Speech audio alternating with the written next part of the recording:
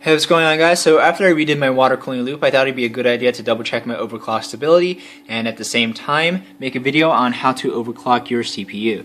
So on my motherboard, the Asus X79 Deluxe, there is a switch that you can flip on your MOBO that has your motherboard overclock your CPU automatically once it detects your temperature settings and whatnot, but it really doesn't matter what position we throw the switch because we're going to overwrite all those numbers anyway. So what's just as important as having the proper GPU BIOS is checking your motherboard's product page and downloading the latest MOBO BIOS. And once you have a USB drive formatted in FAT32, unzip the motherboard file. It should be a .cap file that you put onto your FAT32 drive. And I could hold down the Easy Flash BIOS button while booting to flash the BIOS, but alternatively, you can boot directly into your BIOS. And let me zoom really quick. Go to the Tools in your BIOS Advanced menu and click on your Easy Flash utility. Okay, right here, choose the file path that is your USB drive, and see, there it is. Should be a .cap file. And it'll ask you to update your BIOS. We're going to go ahead and do it. So, processing meter, and I'm gonna cut to when it's done processing. Alright, the BIOS update is complete, so I'm going to restart my system now. So we are back in the advanced options of our BIOS, and if you're on Ivy Bridge E, you're probably just here for some numbers, and this is really rudimentary, but I'm just going to go over it for the benefit of those who are overclocking for the first time. They might be on Sandy, Ivy, or Haswell. So everything is set to automatic by default. For our overclock tuner, we want to set this to manual. And the base clock frequency is whatever value you have your core ratio multiply this by, is going to end up with your final overclock. So 45 times 100 is a 4.5 gigahertz overclock. So for your first overclock, I would recommend to, well, first synchronize all cores. You don't want to have an overclock be different for every core. So synchronize all cores, and in this section, you want to type in 42. So 4.2 gigahertz is a good starting value for your overclock. And next, you're going to go down to core voltage. I don't use offset. You can use offset and determine a good offset by trial and error, but I use manual because in previous overclocks I have had difficulty maintaining high overclocks due to voltage fluctuations when using offset.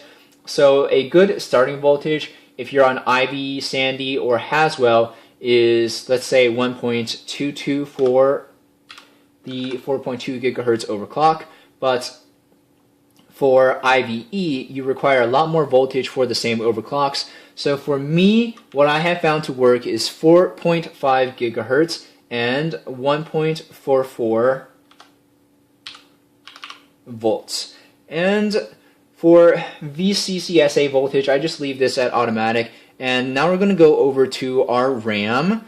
My RAM is set to run at 1600 megahertz by default. I'm not going to overclock RAM in this video because you don't really gain very much performance by overclocking RAM. We're talking maybe 1 frame per second in gaming when you're going from 1333 megahertz to 2133 megahertz. So for our RAM frequency, we just go to 1600 megahertz or whatever your RAM is set to run by default. And for our timing control, my timings are correct. If you're on 1866 megahertz, for example, you would have a 910, 927, and I need to put this at 2. So yeah, there we go. 2. Yep, that's correct. Let me double check this really quick. 2. Okay. 9, 9, 9, and then 24. Okay, so my timings are good. And OC tuner as is, I would disable power saving mode. Everything else is going to have very subtle effects on your overclock stability if you're going for extreme overclocks. The biggest variable on what you can do to maintain your overclock stability is your voltage.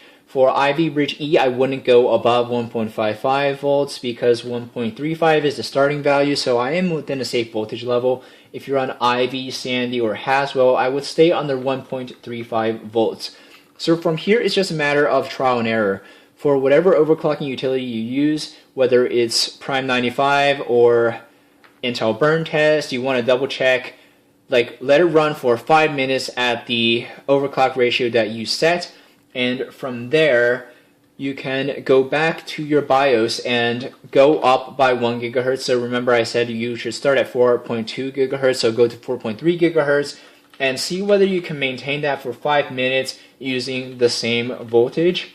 Alright, so for the past hour and a half or so, I've been running Prime 95 to double check my overclock stability, and I've been downloading Assassin's Creed Black Flag, and in the meantime I've been playing the PlayStation 4.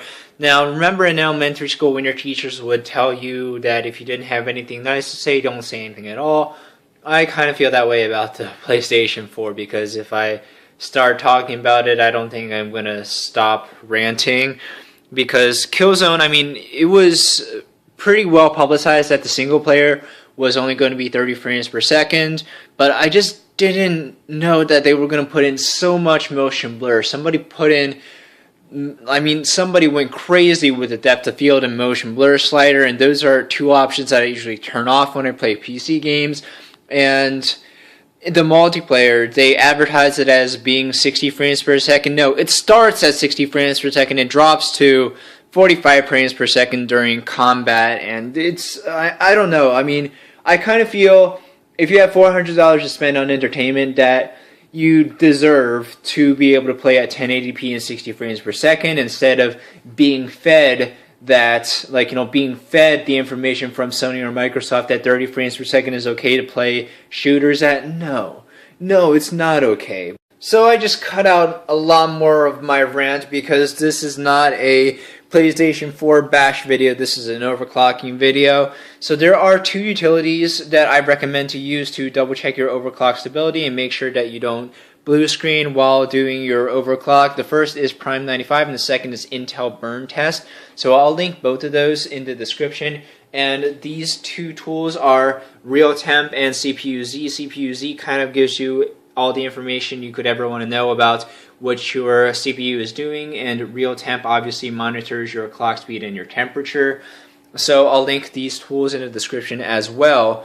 But different chipsets respond differently to different stress tests. In my experience, Ivy Bridge E has an easier time passing Intel burn test than Prime 95, but my old Ivy Bridge 3770K had a harder time passing Intel burn test than Prime 95.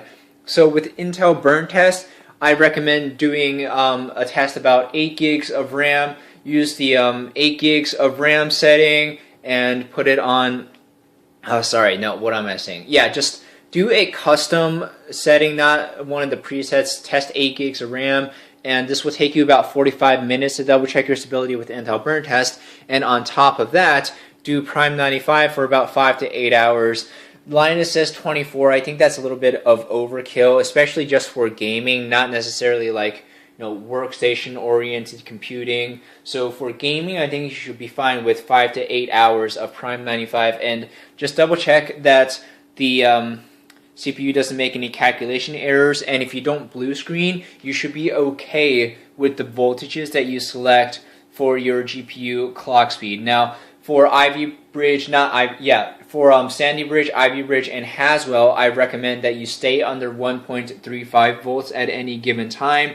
Temperature-wise, you can hit 85 to 90 degrees during a torture test, no problem, but for 24/7 usage in computing, like for most people, I think the most intensive that your CPU could ever get is by rendering in Sony Vegas or Adobe Premiere Pro or something, but for average computing, I would recommend staying under 80 degrees. Temperature isn't what kills CPUs. There is a fail-safe mechanism that if you hit 105 or so, that your computer will just shut off. The hardware is rated for like 115 degrees, but it's still a lot better to stay under 80 degrees during regular computing.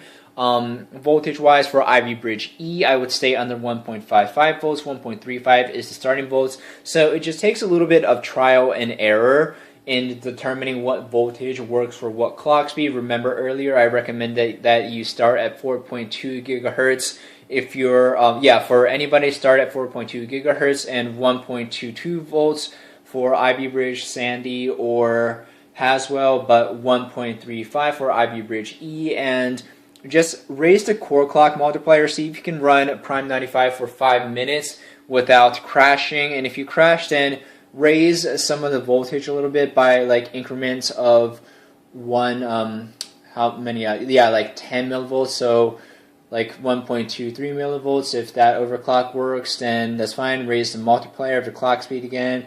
So after 4.2 gigahertz, if you have a stable overclock temperature-wise and voltage-wise, go to 4.3 gigahertz. If you don't crash with that voltage, that's great. You can bump it up again. So it's just a trial and error process of figuring out what voltage works for what clock speed. So yeah, I'll link all of these utilities in the description. Be safe, guys. Don't go crazy with the voltages. Keep your temperatures under 85 while benching and 80 degrees during 24/7 usage. Thank you very much for watching. I hope I was informative. Leave a like rating if I was. My name's David, and I'll see you next video.